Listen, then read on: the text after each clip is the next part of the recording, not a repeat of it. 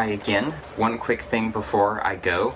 I'm sans sunglasses now. I forgot to tell you that this is my last review of the first season of Heart of the Night Reviews, which was based on this big box set of horror movies. There is actually one more movie in this set that I'm going to review. It's going to be a special review for a special occasion, and once I've done that, I will be ranking all of the movies in this box set and giving my overall rating on whether or not it is worth it to get hold of this thing. Sisters of Death is going to be my last review of this season of the review show. Kicking off the third season is going to be This Nightmare, which Evil Steve sent me, which is Bigfoot Blood Trap, and I'm not looking forward to reviewing this movie. It's apparently cursed, not because it's going to kill me if I watch it or anything. It's just that bad of a film, and it keeps getting passed from person to person, so yay. I'm gonna start the season with this one, just because I want to rip the band-aid off. And then I will be reviewing movies in this big box of horror, which says 9 movies. There is actually only 5 movies on this disc. I think what I did was I bought what was actually just half of the 9 movie big box of horror, which I don't know how I noticed that when I bought it, but it's another Echo Bridge box set, and it's got some fun looking movies in it, including The Cry, which I will not be reviewing. This is just 4 movies. I will review all 4 of those movies and do a ranking on this set, and I will also be supplementing with This Absolute Nightmare, that is Bigfoot Blood Trap, and a few other movies that I just want to review and people have asked me to review. So that is coming up, and once again, thank you for watching. So yeah. In the heart of the night, this world will burn bright. We will set it alight. In the heart of the night, in the heart of the night, this world will burn bright. We will set it alight. In the heart of the night.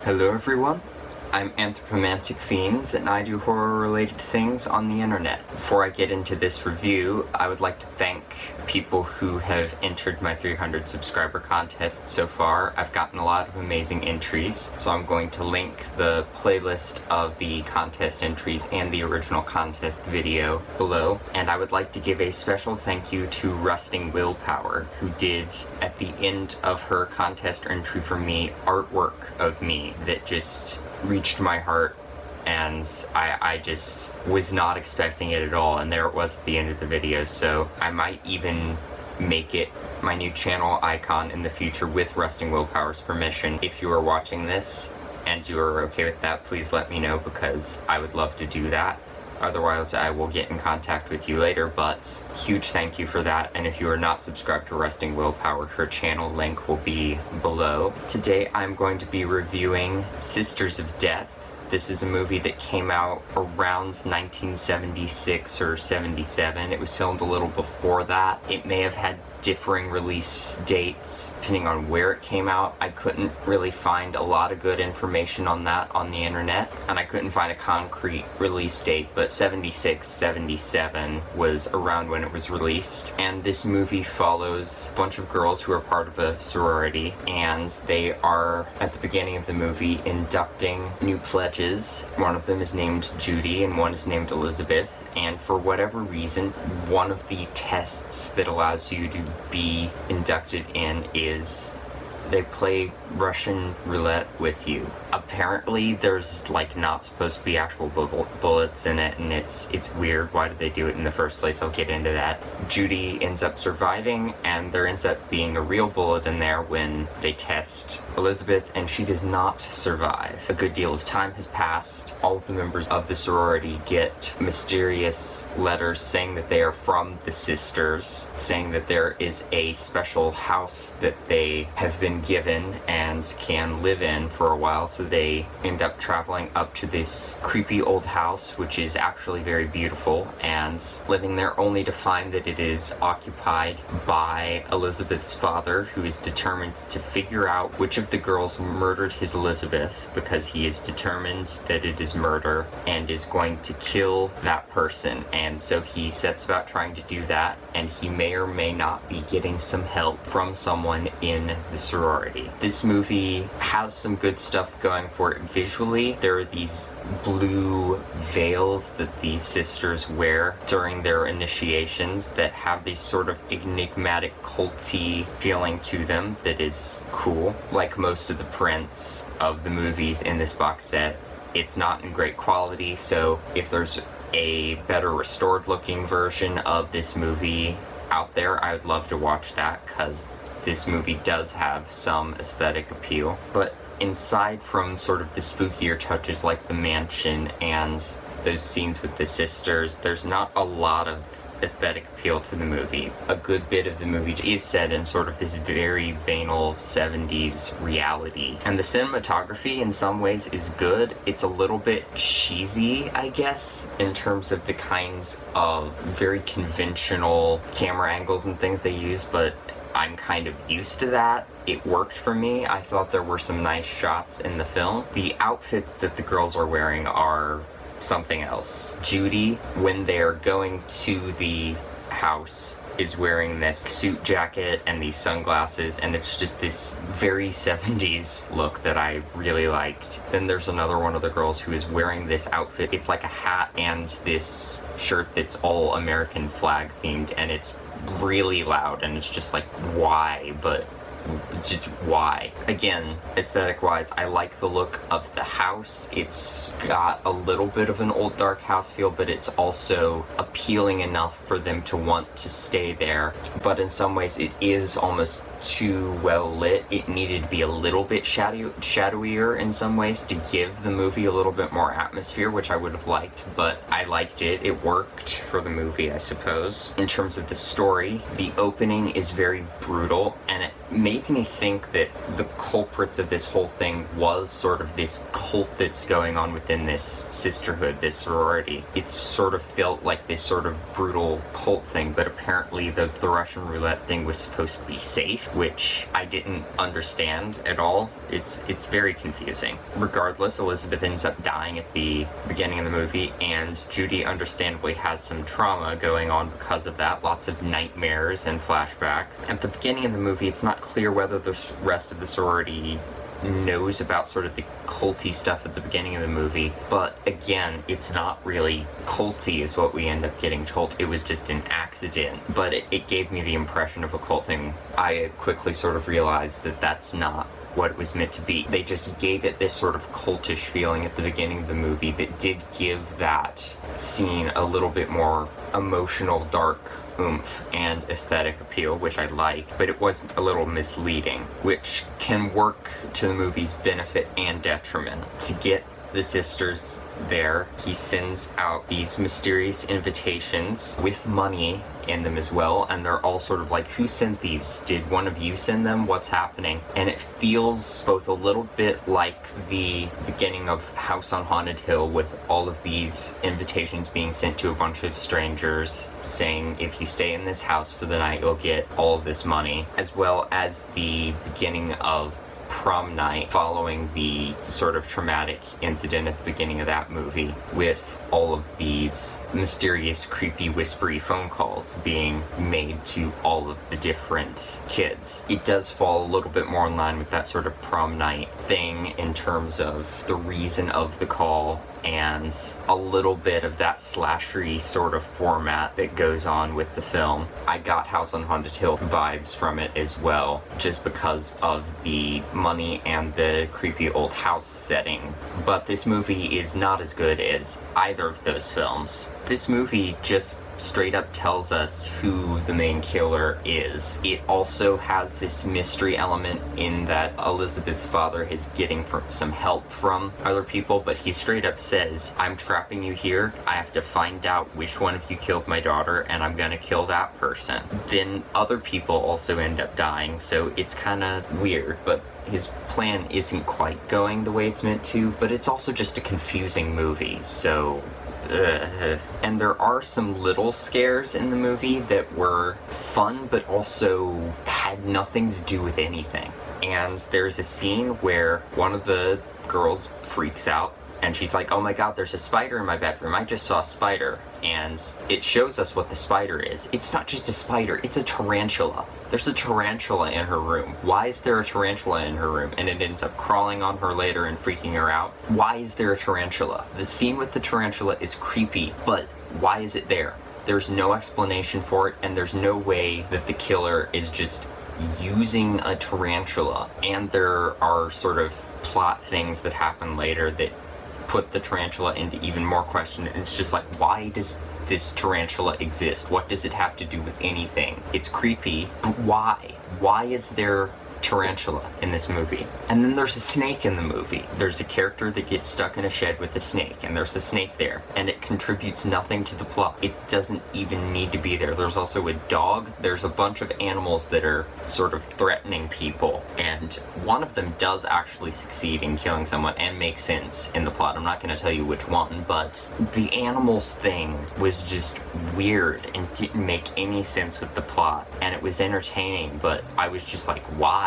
You've got this decent plot going on right now, and these animals just have nothing to do with anything. Why are they there? And the kills are confusing in some ways. I can't tell if that's good or bad. In some ways, it just sort of makes you think more about who could actually be helping do the killing and how, and just in terms of locations and things that are happening, but they don't really do it in a way that's coherent enough, and they don't explain it enough at the end to make it work with the kind of realistic tone of the film that they're doing here, because this movie is not, you know, Suspiria. It sometimes feels like Suspiria in ways that it shouldn't, with just like random animals attacking. It's not this supernatural slasher film with witches that are making sort of strange things happen, like maggots coming through the ceiling and bats attacking people randomly. It's not that kind of movie. It's pretty grounded in reality, or tries to be anyway, and then there are just these animals and these somewhat confusing kills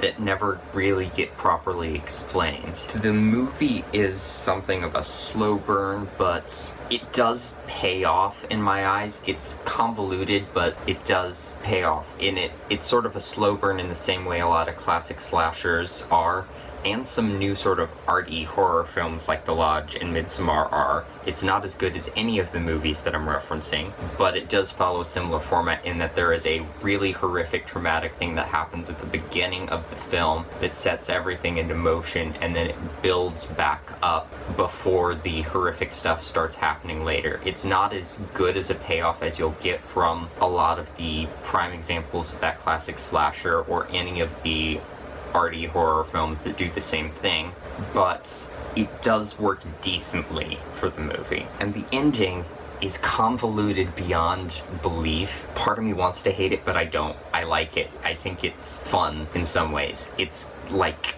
a quadruple twist ending, not in the same way that a movie like House of the Long Shadows has things like that happening, but there are like 3 or 4 different twists that follow each other in rapid succession at the end of this movie, just playing with your expectations in a way that is very much a cheap shot, but fun. But it does raise a lot more questions. I'm not going to give away the ending. I'm not going to do spoilers for this review, but it makes me question the animals even more. It's just, why is there a tarantula? What does this have to do with anything at all? I'm not complaining about there being a spider in the movie. It's scary, it's creepy, I like spiders, just not on me, but why is there... what is this story? The story's actually good, but the animal thing is just... I can't get over it. Why does it exist? Okay, moving on from the story, the music is decent. It's not especially memorable, but it does kind of work. It includes some sort of orchestral sounds, as well as there's some sort of weird saxophone in another place, and some cool eerie piano stuff in another area. And there's that flute sound that bothered the hell out of me when I reviewed Don't Look in the Basement, because I was saying it reminds me of that sort of jazzy flute sounds in the soundtrack of It's the Great Pumpkin, Charlie Brown, and because of that I couldn't take the movie seriously. It was sort of feeling like a little bit obnoxiously, cheesily 70s in some parts in this movie, but it is also revealed later on in a scene where Elizabeth's father is actually listening to a record that Elizabeth was a flute player, and this was a musical family, and they sort of bonded over that, and she was this really good flute player, and he was really proud of her because of that, and he's sort of reminiscing, and the flute music comes in for that, so it does actually play off something that's in the story of the film. So it's a little cheesy, but I think it's actually in some ways works for the sound of this movie. I don't always like the way it sounds, but it's fitting and it plays off of the story. Our main cast feel a little too perky or bubbly for their own good sometimes, in that sort of generic slashery way. They're not really deep characters, but with some of them you do get a sense that there's a bit more to them. In a similar vein, besides Elizabeth's dad, every male character is a total pervert. It's like equally funny and annoying to me, but by the end of the movie there are these two obnoxious perverted guys who have gone into this creepy sorority house. They've climbed over an electric fence, an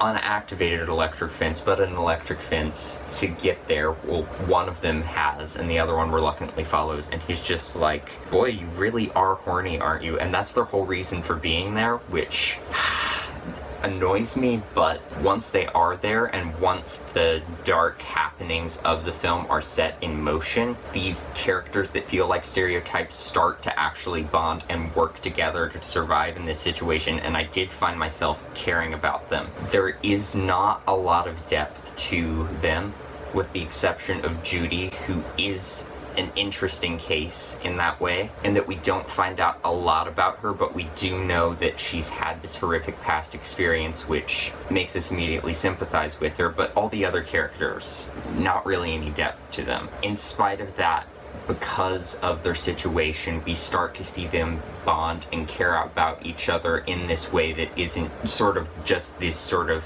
cliche surface level way. I mean, in some ways it probably is for a horror movie, but they started to feel less stereotypical and more human as the film wore on, and I found myself rooting for them and sympathizing with them. Again, in spite of that, the girls are all decently acted, and they do have some distinguishing traits. There is one girl who, you know, is really into sort of spiritual stuff, and Judy sort of talks about her past memories. One of them is sort of the leader and is very stern, but they don't have that many sort of distinguishing characteristics, and I did have trouble telling them apart sometimes, unfortunately. Overall, this movie is decently fun. It has some elements of a classic old dark house murder mystery mixed with a teen slasher, and it does have some elements from those movies that I mentioned before. Not as good as any of them.